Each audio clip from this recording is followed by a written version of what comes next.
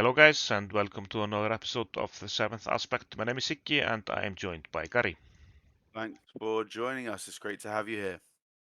Absolutely. So we are almost done with our top 16. This is the second to last match. It's Iden versus Cassian. Do you want to talk about the decks, Gary, and where we Yeah, got them from? absolutely. So, as you say, the bracket is heading towards its conclusion, but we still got some heavy hitters on the way.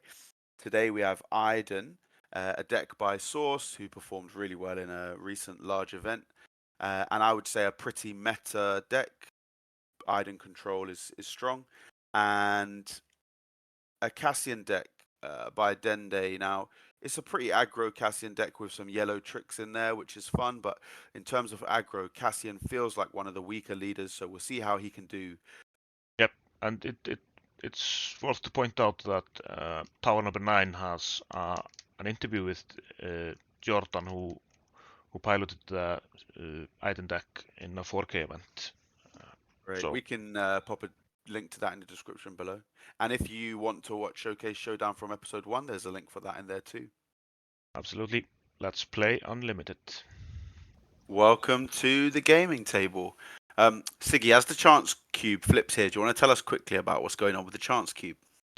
Yes, we are always hitting our own colors when throwing the chance cube, and Super strange. it's getting mysterious. So when you throw it, it comes a blue. When I throw it, it comes a red. I did some tests today and it came out very average, but I'm really starting to wonder what's going on. Anyway, how's your mulligan looking here? Pretty good. I have I don't have a 2-drop, but I have power of the dark side, so I can just pass and kill your thing on at the start of the next turn if you drop something. And I'm feeling quite good about mine. I've got turn 1 options for space and ground. I've got turn 2, turn 3 options, so I feel like this is a fine start for me. And as the chance cube landed blue, I have the initiative, so I play Sabine. Yeah, like you say, you got power of the dark side. Control is so hard, man. Yeah, it can be. I'm feeling good about Sabine, and then turn 2 comes. We ready up, and you just pop her. She just disappears before she even gets to attack. Yep. You had a bit of thought here on what to resource. Was Yeah, it so I've got the two turn 2 yeah. plays here now. I've got the Falcon and I've got the Wing Leader now. Because I know that I'm playing into control. I didn't know that you had Power of the Dark Side, but I know that you've got cards like that in the deck, and there's other options. So if I Wing Leader Sabine, she's still only 5 HP, so she could die to take down. So I decide to resource the Wing Leader and just try and go wide with units rather than tall. Yeah. And I Okay, have the takedown as an answer for the Falcon right now, and I'm kind of hoping that you pay the 1 resource for it at least. and to be Which honest, this is the first time for me that I've played the Falcon outside of hand decks. Now, hand can often use the hand resource to pay for the Falcon before it disappears. So it's my first consideration of this option, actually. Do I want to pay for it or not? But with R2 and A-Wing in hand, I feel like it's not the end of the world.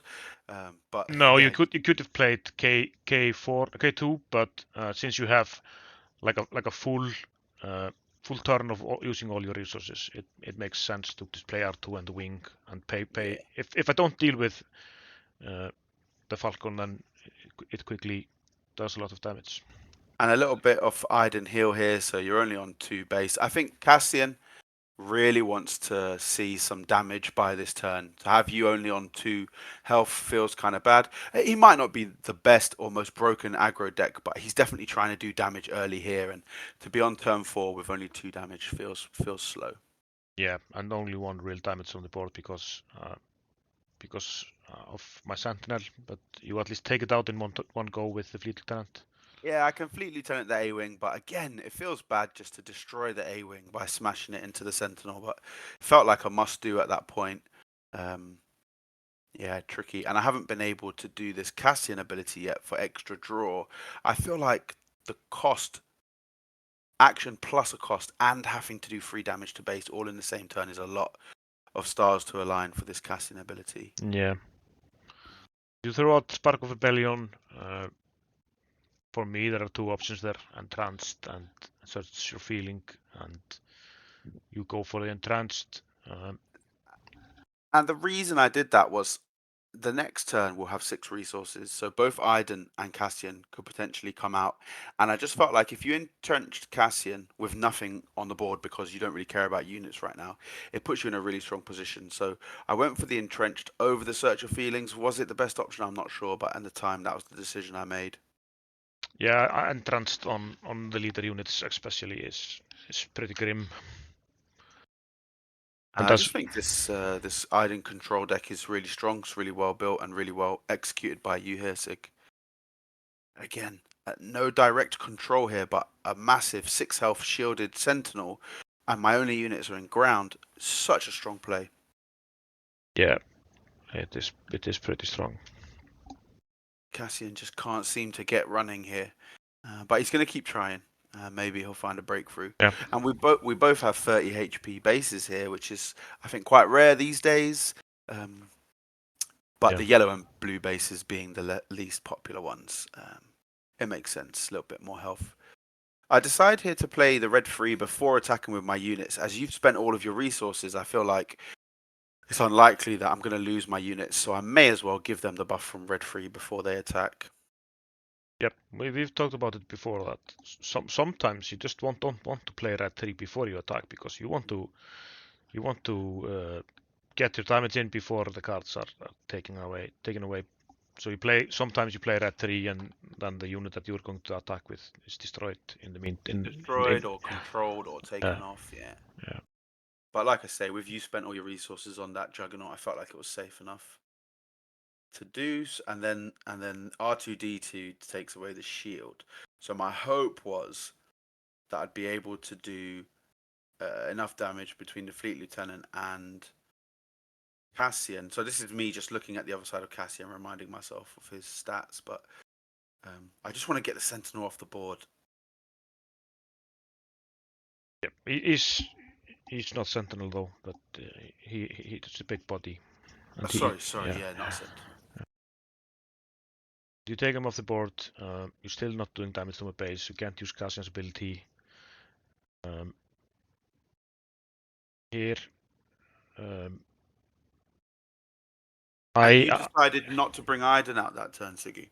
Yeah, so because I have Pro Droid and I know you are playing Spark of Rebellion, I decided that my best play this turn was to probe droid you and do search your feeling for power for Super Laser Blast, and then I will Super Laser Blast you, and I just want to bring out Iden. After that, I'm at two damage, so I'm in no rush to bring her out yet. Sounds like a great idea, yeah. Yeah, although you pile on a bit of damage now, especially because of the red 3 and the raids, and now you get to draw with Cassian, and you even go further, deeper into your deck, and you grab a Han's Millennium Falcon there also. Although at the time I didn't realize that you had a Super Laser Blast ready to go. I mean, obviously you find it now with the Search of Feelings. Yep. So I had an idea, but I just felt like I needed to get as much damage as possible. Maybe it would have been better for me to save the Falcon here and kind of bait the Super Laser Blast play, but I think I was just blindsided by wanting to get as much damage on as possible. Yeah, it seems like you're finally at a spot where you can actually do quite a lot of damage, and you've gotten the base to 14 now, and it goes up to 17. In a blink of an eye, you've done 15 damage this turn, or 16, or something like that. And I think after so many turns of not being able to get the damage on that I wanted, I just wanted to take the opportunity to push it through. But obviously the Super Laser Blast is going to knock that after one turn, really. Yeah. Yeah, I'm proud of the prop droid play to see if you had Spark of Rebellion, so I could get the Super Laser Blast and play it without any interruptions on your end. So between the Search of Feelings and the Super Laser Blast, there would have been an opportunity for me to try and get rid of it, but you knew that I didn't have that option, so well played. Yeah. Really, really strong there. How do you feel about this Iden deck in general, Siggi? I think it's really strong, especially Double blue. yeah. Vigilance for 6 I feel is very good. Vigilance for 4 is almost ridiculous. I take out Iden and you bamboozle her shields and exhaust her, but I with 2 vigilances that heals for a total of 10. I have entranced. If you have a space unit, I feel like I'm in a really strong position here. Yeah, agreed. Even without knowing what cards you had in hand, I feel like you were in a strong position. My intention was to get rid of this shield and try and take Iden out quickly to prevent her doing all of her heals, but now that the board is gone, all I've got in hand is Fleet Lieutenants. That feels bad without any additional units on board. Yeah. You know, even a sneak attack, if I can manage to have a unit on the board, I could potentially sneak attack something into Iden to finish off the job, but we'll see if I manage to do that or not. So you were talking about getting rid of Iden quickly and the Fleet Lieutenants in hand. There is a neat little rule that not everybody knows about, but you can play sneak attack, play out the Fleet Lieutenant, give the Fleet Lieutenant himself a +2, and then attack with him immediately. So you could have used sneak attack on Fleet Lieutenant to kill Iden. I definitely did not know about that. I guess this is a case of just reading the cards. Now I've played a lot of Fleet Lieutenant, I've played a lot of Leia and a lot of Sabine, and I guess I play him with red cards instead of yellow cards so often that I didn't realize that interaction with sneak attack. He can attack with a unit, so if he's ready, then he can attack. But in my mind, it was another unit. Yeah. I think this is not known to everyone, and perhaps a learning opportunity for our viewers on how to. So sneak attack with a Fleet Lieutenant does 5 damage straight to the base if there is no sentinel on the board, which is a pretty good finisher in for example, Blonde Sabine decks. Nice. And in this instance, could have taken Iden out after her shield had been removed. I don't know if it would have been game changing here, but it definitely would have had at least an impact. Yep.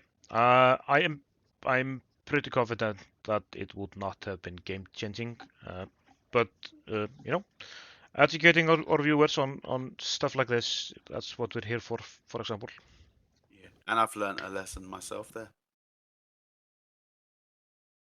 But yeah, I agree. This Iden blue seems pretty strong, and like you say, playing Vigilance for 4 cost is just even better than paying it for 6. Do you feel like it's worth the cost of not having access to those other cards? Yes, so traditionally, like this kind of item has had red in it. There are cards in red that I do miss a bit, but I think the vigilance for 2 is just so for 4 it's so strong that I feel it's worth it because the majority of the cards that I want to play are blue anyway. So I'm only giving up a couple of red cards and get other benefits which are stronger, I think. A lot of benefits, yeah. So at this stage, we've reached quite far into the game. Cassian wanted to do more damage early on, and he managed to get up to about 20 damage on the base, but Iden's now healed all the way back down to 6. Yeah. So playing a Chewbacca feels like probably just a little bit too little too late, at who's immediately power of the dark sided anyway. Yep.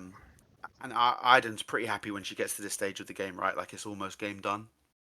Yeah, so she is doing a pretty substantial damage each turn, which she wouldn't do if she was not on the table, but her heal would still be taking in at least once per turn because of her ability as a leader. So I think the health would be at a similar stage, but at this point, loads of resources. I even use Mark of Rebellion just to see what you have in hand. So I think this is a really interesting point, Siggy. So we see here a yellow hero card in a blue villain deck. Do you want to tell us a little bit about that?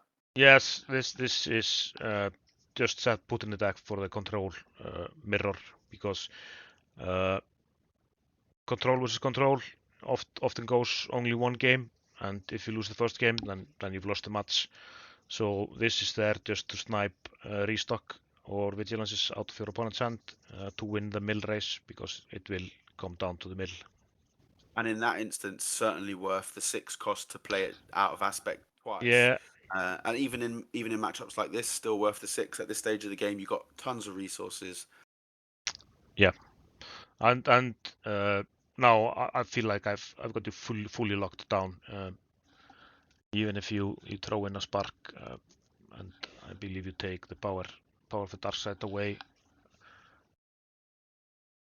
you only have 8 damage left, and I have heaps of things on the table. Damage on the table, yeah. And I don't really have any major options in hand, so I'm just playing it out here. But the victory goes to Iden. Yep, Iden advances into the top 8, where she will face Palpatine. We'll see a control versus control there, so perhaps we'll see who has the better tech in restocks and Spark of Rebellion, stuff like that. Sure. But before that happens, in the meantime, we've got a couple of matches left to finish off the bracket before we head into the top 8. Yep, we have a wildcard match versus Jin versus Hera, and then Sabine versus the winner of that, and then on to the top 8. I'm looking forward to it, Sig. Yep. Hopefully you guys will join us next time on the 7th aspect.